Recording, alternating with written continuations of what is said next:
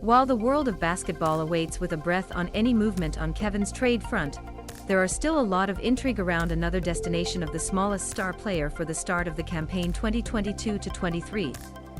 Donovan Mitchell is not the same player's same caliber as Durant, and may never be, but he is a 25-year-old all-star which has never been on average less than 20.5 points per game course of its first 5 seasons in the NBA, and would be available in a trade.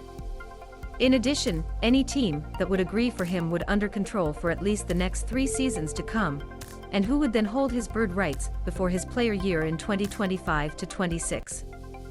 All this is attractive to any team, especially because the acquisition of Mitchell will be almost certainly at a cost lower than that of Durant. During last week, the chances of various sports books came out of disability, generally, where they believe that Mitchell will play next season. Here is an aggregate glance, broken by levels, in what books such as Draftkings, Fanduel, Covers and Betonline say where the current Utah Jazz Guardian will play next season. Tier 1, Knicks.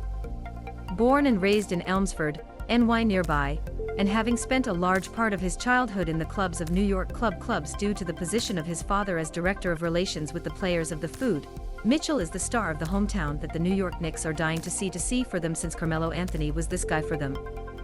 In addition, the Knicks have raised a certain number of first-round choices that they could use to attract the president of Jazz of basketball operations Danny Ainge, and have good young players who could be acceptable to accept in a trade like Obi Toppin and Quentin Grimes.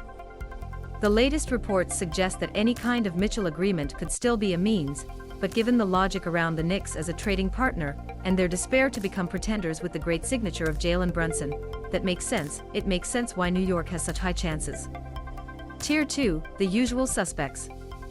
Here, at the next level, there are the normal culprits that you see sniff every time that a star is supposed to be exchanged, with the Brooklyn Nets, Los Angeles Lakers and Miami Heat.